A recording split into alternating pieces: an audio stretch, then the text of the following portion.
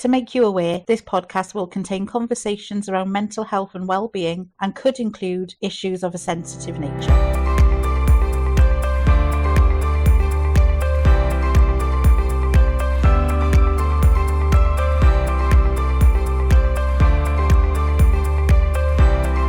This is a podcast from Torfaen Talks CIC. So welcome to the second podcast. Hello, welcome to episode 2. And you join us on a little bit of a wander, a little bit of a walk. A little bit of a walk, getting our steps in for the day. How many have you done so far? Probably 4. But any movement is good movement. Exactly. Kind of reflecting really on what we've been up to for the last week or so. Where have we been? Oh, where haven't we been? Oh my goodness, it's been very positive, very productive. I'm using the opportunity to stop. I'm walk. But yeah, no, it's been really positive. We've been at Torfaen Library. Nice, yeah. And they had a mental health awareness day. Lots of fun and activities there, just to show what type of, because the theme of Mental Health Awareness Week is movement. And just the different types of movement that there is, even though it is difficult when you have mental health and you have depression, anxiety, or whatever mental health condition you might have, it is difficult to move. But they were really engaging with the different types of movement that you can have, even if that just is pushing to get yourself out of bed. So I thought that was really good. Let's start again, our steps. Let's start walking again. Yeah. Then of course we started off really in CoStar, with the CoStar Hub, and I spoke to Lynn. In Fairwater, yeah, we did, absolutely. And that was really good, yeah. Yeah, really good. Lovely engagement. I think it helped the weather had brightened up. Oh, yeah. So it was lovely. It makes such a change with the nice weather. It does. It was so sunny. It was lovely and it was so good. The community really welcomed us. And just Lynn at CoStar is amazing anyway, and the volunteers there and everyone else that works there. But they've been so supportive because we're such a new project. They really believed in us, so that was really lovely event. And I think we should start really by going now into the Blaenavon Wellbeing Community Day. Thank you. Yeah. All those words, but we don't know the order. It could be Community Wellbeing Day. But yes, it was at the Blaenavon World Heritage Centre, obviously up in Blaenavon.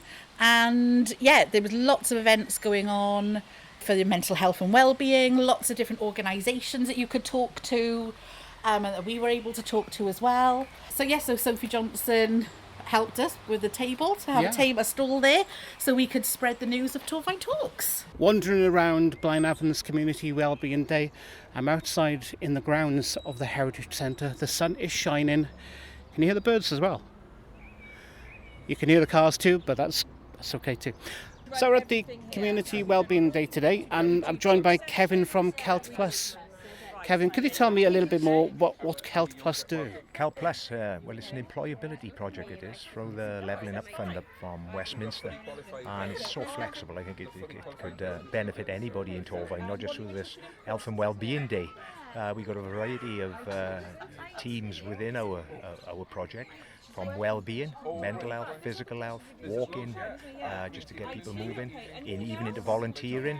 And then they've got ourselves, who are me, a participation and engagement officer, where I try and get self really or promote the variety and diversity of courses that are available at the moment. They range from HGV licenses, Princess 2 management, food hygiene, childcare, anything really. It's so flexible. It's a fantastic project. I think it's one of the best in the 20 years I've been in this game. It's one of the best projects I have been involved with. Managed to come outside into the sunshine in Blaenavon at the Heritage Centre today. We're talking with Mel from the Library Service. Talk to me more about what the Library Service is doing around Mental Health Awareness Week.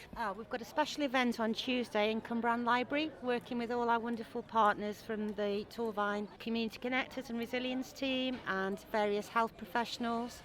I'm talking with Hannah, one of the Community Connectors. Can you tell me what you're doing here today? We are here to promote the Community Connectors and the good work that we do. We work with anybody over the age of 18 in Torfaen, so that's anywhere from Blaenavon all the way down to Pontier. We help people get back into access their community by accessing groups, activities, reconnecting with the community, and it's really person-centred, so it's getting people involved with things they'd like to achieve, outcomes they'd like to achieve, just by getting them out and really, reconnecting to the community. Walking around the hall then, lots of people here, lots of different organisations, and joined now by Natasha from Torfaen Voluntary Alliance. Hi Natasha. Hello Patrick, how are you? I'm good. How are you finding this event today? Brilliant. It's lovely to see the sun shining in Blaenavon today and lots of people out and about finding out what's happening in their area. For people who don't know TVA or Torfaen Voluntary Alliance, what exactly do they do? So Torfaen Voluntary Alliance support individuals and volunteers across Torfaen. We also work closely with local community groups, community hubs, helping them to access funding, encourage engagement across the community, offering advice about governance and lots of different things. I've been joined by Shane from Torfaen Homes. Can you tell me more about what kind of services that you provide within the borough? So I'm from the Housing Support Grant team in Torfaen. Torfaen Homes is the sort of the website that we use for overarching information and all that kind of thing. Under the Housing Support Grant, we provide housing-related support services for vulnerable people to access secure and long-term accommodation, essentially helping them to overcome barriers around maintaining accommodation, whether that's financially, physically, mentally, wherever the barriers may be. We can help support them around those barriers to secure long-term suitable accommodation. What kind of organisations do you work with, like Melin, Blaenavon, that sort of thing? There we work with Melin, Blaenavon, we work with Pobl, we work with Cabanal Women's Aid, we work with Story Cymru, to name a few. We've got GDAS, a wide range of services and providers. So I'm with our life coaching now. Can you tell me a bit about what you do? Right, okay, so we do 3 different things really, and we're working up to build our offer. So mainly now we're doing group sessions. They are a 12-week course, and they are quite intense, and they go through a bit of a journey of positive mindset change. So we've just finished one of those, and we'll be looking about starting one in a couple of months' time again, because they are quite time-consuming. We've just got a building next door from Blaenavon Cafe, where we're going to be renting out once a week to do drop-in mindset positive change workshops. We're looking at online subscriptions. There's lots. We're very, very new, Aaron. Yeah. We've seen there's a bit of a gap in the market there. We're not therapists. We're not counsellors. We are life coaches, which is slightly different. So we're catching the people in the middle who don't really need counselling, but they're just not feeling quite right. They just need that bit of a pick-me-up. And us two, me and Ree, are very positive on the daily, and we read, and we do like to sort of spread a bit of joy. So we've learned how to sort of manage our emotions and our feelings, so we just wanted to share that. We're professional life coaches. Ria's becoming a yoga instructor. I'm a fitness instructor. She does a lot of fitness and well-being, so we're going to bring it all under one umbrella. And now I've wandered over to the Over 50s Forum table, a speaker with Angela Lewis. I know in the borough there's Over 50s Forums for Cwmbran, Pontypool, but you're from Blaenavon, yes? Can you tell me a little bit more then about the Over 50s Forum? With the council, they're very active. I mean, we have speakers from they arrange speakers for us, and we have it on all different subjects. In the event then today, I'm joined now by Morris from the Building Resilient Communities team. What exactly does BRC do? We're a new kind of department in the council that was set up. Well, it was set up like last year. It was renewed last year, and we've got a new team that kind of invading all the groups in our area and seeing how we can help out and seeing what people in the groups want in their communities and how we can facilitate that in any way we can. So we offer training, and we work closely alongside the capacity builders who also offer grants and anything to do with the building itself.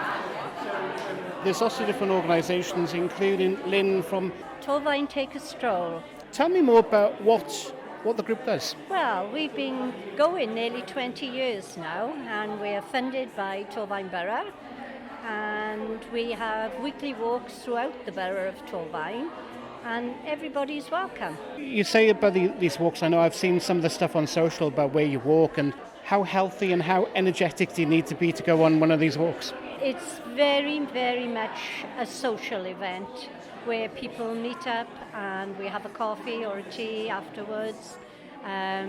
They've made so many friends, they've gone on holidays together. Yeah, it's you don't have to be energetically fit, but the idea is to help you get fit. I've been joined now by Leighton from Forgeside RFC, the community garden, no less. If people don't know much about the community garden, can you tell us a brief backstory to how it came about? So around about 2000, we started clearing an empty area up the ground, turned it to grassland, then sort of trying to decide what we was going to do with it. We had the idea of making it into a community garden. We had some raised beds, and then we were very lucky to win a RHS competition that created a community garden up there for us. Now I've been joined by Rhiannon from Torfaen Family Information Service. Now, what is your role within the borough? We support families if there's any family inquiries, families needed childcare, playgroups, financial support. If they come to us, then we can signpost to the right agencies, or we can put that support in place for them. So I've come along to the cookie decorating part. Some people may say that's quite suitable for me. So can you tell me more about what we're going to be doing here today? Hey, my name's Sarah, I'm from CoStar, and we're going to be decorating cookies with the children. So we've got icing, sprinkles and sugar, lots of sugar, and sweets. And yeah, they're going to decorate them, take them home, or probably eat them on the premises, to be fair. Is there any age limit? I'm asking for a friend. No, your friend is quite welcome to come and decorate a cookie. Can you tell me a little bit more about CoStar? Yeah, definitely. We work with children aged 2 to 17, and we work with schools, we work with charities and community groups, and the Blaenavon Town Council has been funding sessions for the children for quite a while now. So we work with them in Bethlehem Chapel, and we also work with Blaenavon VC Primary School as well. So we're in there every Thursday with the parents and children doing a healthy and happy programme. But we do everything. We do parties, we do venues, we do anything you want to do with children and cooking, we can do for you. Wandering around inside, it's really sunny outside, Jen, but we're all inside here today. How do you feel about that? Grateful. I'm not going to burn today. Same here. I realised this morning they didn't put any suntan lotion on, but that's another thing altogether. You're here today with Torfaen Adult Community Learning. For people who don't know, what is that? We provide a range of opportunities for people to pursue qualifications or non-accredited courses like arts and crafts, languages, ceramics or wood turning. Here today plugging our DIY skills, so it's a new project where we're delivering wallpapering, painting, shelves and general DIY skills for those who are looking to save some money by doing it themselves. I've been joined now by the Mayor, Nathan. Looking ahead to the next couple of weeks, Heritage Day is coming up again, isn't it?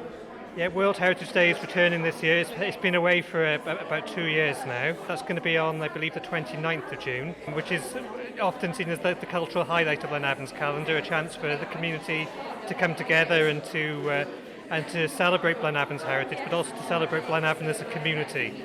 And there'll be a whole range of activities taking place in the town, and it's not just for local people, it's for people from further afield to come along and see what's good about Blaenavon. It's my first Heritage Day that I'll be part of, so I'm quite looking forward to it. It is a fantastic day, and it's always very busy with all the shops and businesses in the town. It's a chance of increasing footfall in the town, and also getting the youth involved in the town, and also all people of all ages to really celebrate Blaenavon. So now I've been joined by our MP, Nick. Well, absolutely delighted to be joining you at this event this afternoon. Really fantastic event with so many different organisations and programmes here. And what it means is people who come along who perhaps wouldn't have this information, they can pick up a piece of information or see that signpost today to something that really can change their lives. So it's a really important event and delighted to be here supporting it. Of course, today is the start of Mental Health Awareness Week in the UK. What do you do for your own mental health and well-being? The great thing that I use for my own well-being is running. So I've been running for about the last 8 years now. I tend to run very early morning. So I tend to run on a Friday morning and on a Sunday morning each week. I'm a very early riser, so I tend to be out running at around about 6 o'clock, usually around different parts of Torfaen. But I actually find that whilst running is a very good physical exercise for me, it's also great in terms of my own well-being. Now, however, whilst I would recommend running to a lot of people, that's just the thing I've happened to find that helps me. But for different people, it'll obviously be something different. But I think the important message is just making sure that people are looking after their own well-being on a weekly basis, which is so important. We're now joined by Sophie Johnson, who's the organiser of today's event, yes? Yeah, I helped to put the event on today, yeah. So how's the event been today? How do you reckon? Oh, it's been brilliant. It's been lovely to see all the community here together, enjoying the sunshine, enjoying all the activities, finding out about, the organisations that are on their doorstep that can help them with any issues they might have. Everyone's taking part, the sun's shining. The sun shining is probably something I know you can't really arrange, but it's come out perfectly well in Blaenavon. Exactly how I planned it. It's exactly, okay, brilliant. This event is, of course, for Mental Health Awareness Week, for the start of that. What other things happen in Blaenavon then outside of Mental Health Awareness Week?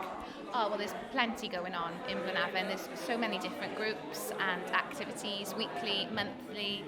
Just for example, Town Council, we run a weekly family fitness class to encourage families to be active together and enjoy each other's company for free, breaking down any barriers, because we all know how exercise and just being active in general just boosts your mood. We also run with Torfaen Sports Development some over 60s exercise classes as well, and then we run a monthly befriending film group just to try and break down the barriers and combat social isolation. So we bring people together every month. We watch a film over in the Workman's Hall. We have teas, coffees and cakes. We have about 50 people every month just come together. We all just chat. We share, our stories and our thoughts about things and different activities that we're all going to be doing. And it's just a lovely, friendly group, yeah. And then we're involved in lots of different things over the weeks and over the months. If you'd like to be involved in the podcast, please message or voice note on WhatsApp. Our number is 07 851 138 610. We spoke to so many people that day, didn't we? We did. Yeah, there was just, exhausted, but it was really good. It's amazing to see that the support that is out there for people with mental health and well-being concerns, or people just wanting change or just to grow their confidence. I just thought it was fantastic.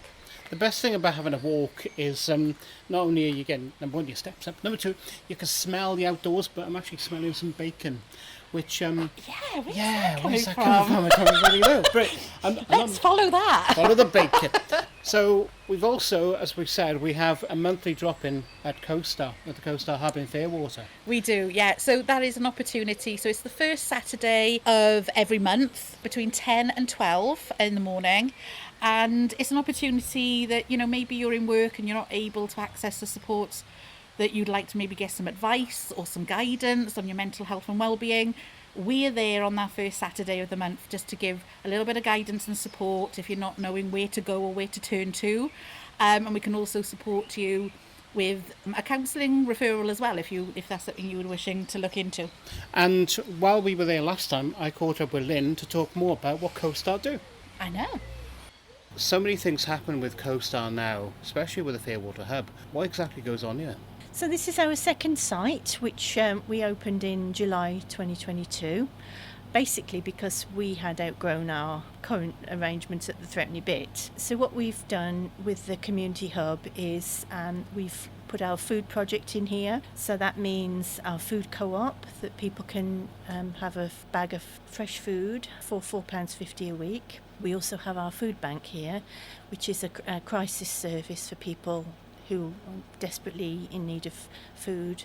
We also have our paint service here.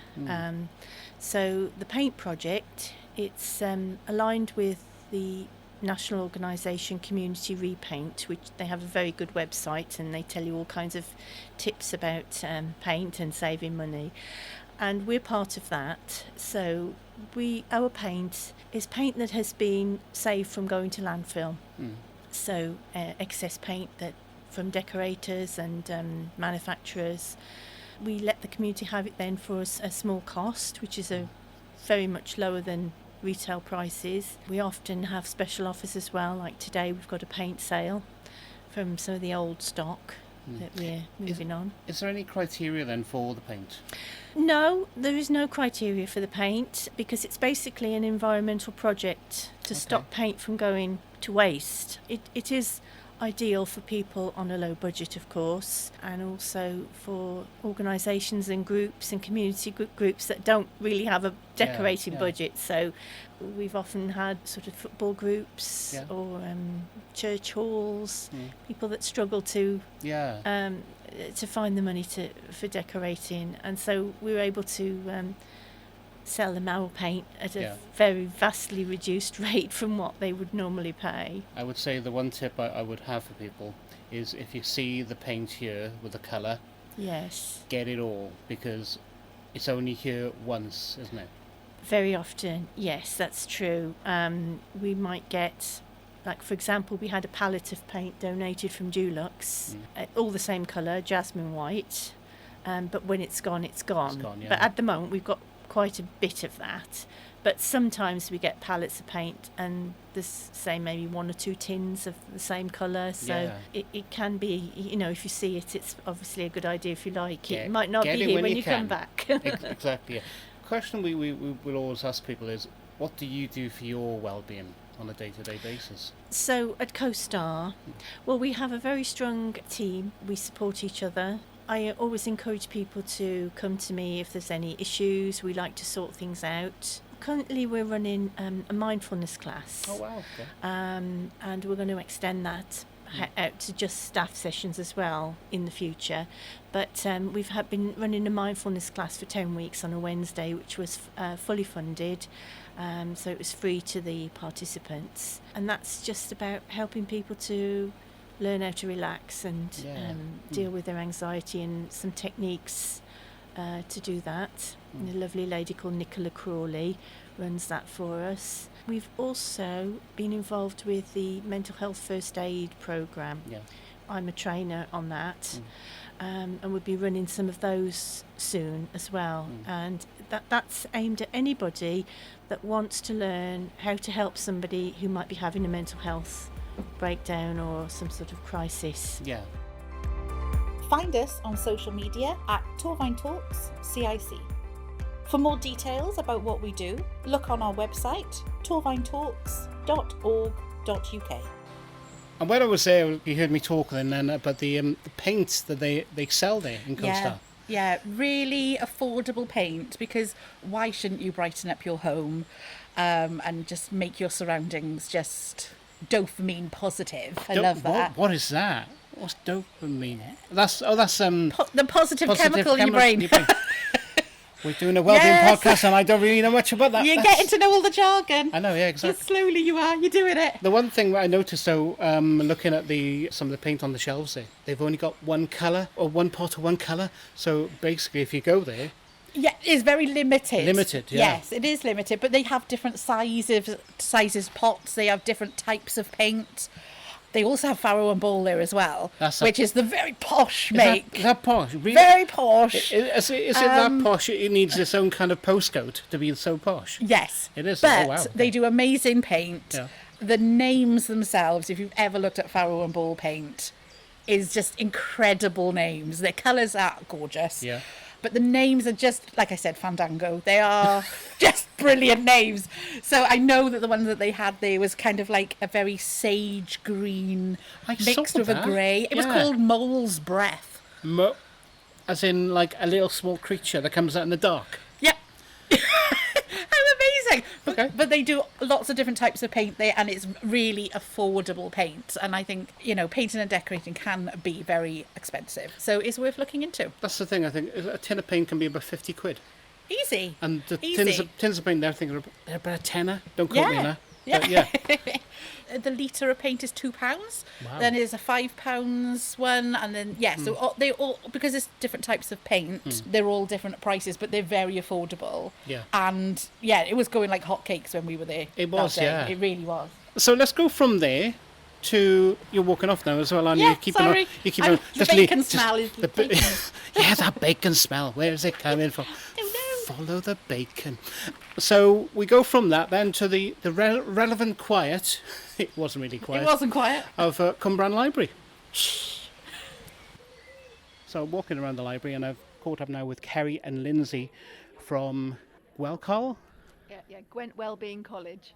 But what exactly does the Gwent Wellbeing College do? Well, we are part of Gwent Drug and Alcohol Service, but we're kind of an offshoot, so we provide all the information on our Wellbeing website for the local area of what's going on. And so you can put in your postcode and find all the local wellbeing activities that are in your local area. So like mental health, wellbeing, arts and crafts, education, outdoor activities, all on our website so that you can see what's available to you and access it that way. It tells you if there's a cost. Most of the time it's free local stuff. We also provide more specific services for Gwent Drug and Alcohol Services as well, but it's a community website for everybody. I've wandered outside into the pot planting area. What are we talking about here today now with planting and well-being? What's the link between the two? The link between the two is having a link with nature and thinking about things differently and trying to think back a little bit to a time when we have much more connection between what we ate and growing it ourselves. So, and also just to do something cheerful today, that's a cheery thing to do. And once you've planted something, it's about hope. When you plant something, there's hope involved. So you plant it, you hope it's going to grow, so you go back to it and you go back to it again. So planting things is a really good way of engaging people in a hopeful activity. And it's a nice, simple thing to do, because some activities people feel that they can't do it, but with planting, I mean, we've got young Charlie here. How old's Charlie, Mum? 2. Charlie's only 2, and he's getting on with it the same as everybody else. So it's a very inclusive kind of activity to do. It's open to everybody. It's Mental Health Awareness Week this week, and it's about movement, sort of moving yourself. So it's about encouraging people to get out in their own gardens, do a little bit, or involve in some of the community gardening projects that we have around Torfaen, just to encourage people to do things outside, be a bit more physically active and get involved in something positive and hopeful. So that's the idea around what we're doing for Wellbeing Week. My name's Bryn. I'm the bereavement therapist for the Jacob Abraham Foundation. Now, tell me a little bit more about the Jacob Abraham Foundation. Yeah, so they were founded in 2015 after Nicola's son Jacob took his own life. Nicola realised there wasn't a lot of support for people bereaved through suicide, but also those at risk as well. So she essentially sought to set up her own initially small community-based charity that's just really continued to grow. It was predominantly focused on supporting men to begin with, and it's kind of grown more and more from there through, fortunately, with big lottery funding, public funding, on that side as well. What do you do for your own mental health and well-being? Because obviously you deal with day-to-day stuff like you do. It's a tough subject. So how do you look after yourself? So I have to have clinical supervision and also access personal therapy for myself to be able to offload and have that element. A massive thing for me is being outdoors. So whether it's walking, running, whatever I can do to get outdoors at the mountains and keeping fit. So for example, this morning I was in the gym at 6 o'clock because that's what I need. I know, I'm lucky I'm an early bird. At the moment my daughter gets me up early, so it's kind of working. But having something like that just helps me decompress what I need to then get on and carry on through the day, but also just talking to people outside of work and just having just general conversations about things. And if it's been a tough day, say it's been a tough day, I don't hide away from it. If I had a bad day, I'm like, can you do this for me, because I just can't do it today. If you'd like to be involved in the podcast, please message or voice note on WhatsApp. Our number is 07851 138 610. So as you've just heard, it was quite a day. It was full on, but it was so full of people wanting the support. Yeah. And people offering that helping hand and that listening ear. Yeah, it was just an invaluable day, really, all round. And of course that was all part of Mental Health Awareness Week, which is gone now. That's in the second week of May every year. Yes. So this year is the 13th to the 19th of May this year. And the theme is movement.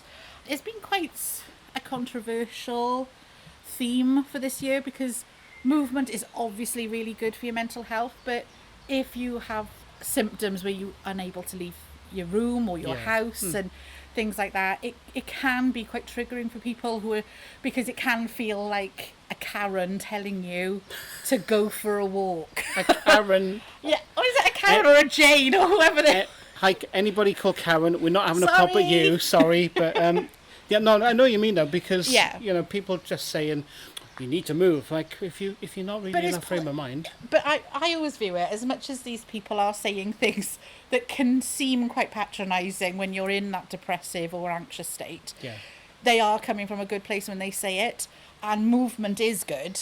Doesn't matter if you've done 4 steps or if you've done 10,000. Any movement is good, so always try to aim to a bit more movement than you did. But that movement hasn't got to be steps, it hasn't got to be running, it hasn't got to be doing a spin class, because my God, they kill you. They do. But sometimes it does look like I got enough energy in me today to just get out of bed and maybe go for a shower. Or if not, maybe it's just changing your pyjamas. Going down the shops, Go down the shop if you can get out the house, absolutely. Yeah. So movement looks very different to different people at different stages of their lives. And especially when you have mental health that is telling you not to do anything, it is very hard not to listen to that voice, especially if it's on full volume. If you can, try some gentle movement, but if you can't, that's okay as well. There's no judgments, but I think a lot of the time it can, when people are telling you to go for walks or telling you to join certain exercise classes and this, that and the other, or to eat healthier and all of that, it can come across as not well-meaning, is basically the word I'm looking for. For me, I just try to think, no, it's always coming from a good place when they're saying it, but it's also recognising and having that acknowledgement of sometimes people with mental health just aren't able to move sometimes, and that's okay. Absolutely, But yeah, it was a fun-filled day.